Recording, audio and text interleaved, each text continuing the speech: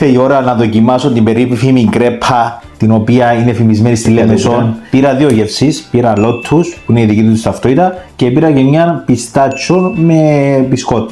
Λοιπόν, θα τη δοκιμάσουμε.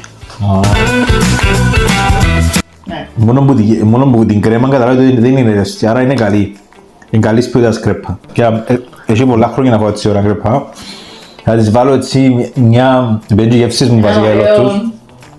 Θα της βάλω έτσι έναν ωραίο... Για τα κάτω τούτη. Θα της βάλω έτσι έναν... Καλό ξεφορεί. 9 που τα 10. Τώρα θα δοκιμάσουμε το Lotus. Πώς είναι.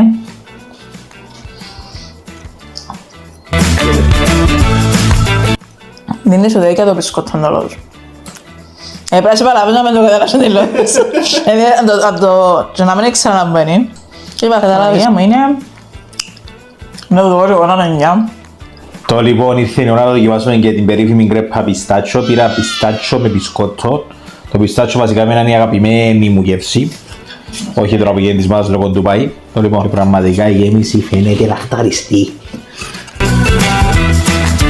Η συγκεκριμένη κρέμα του πιστάτσο είναι πραγματικά τέλεια. Είναι ζουμερή, πρώτο σαν κρέπα. Το φύλλο δεν είναι, αυτό που είπαν και πριν, δεν αφήνει την πολύ την αυγουλίλα, την τικανίλα.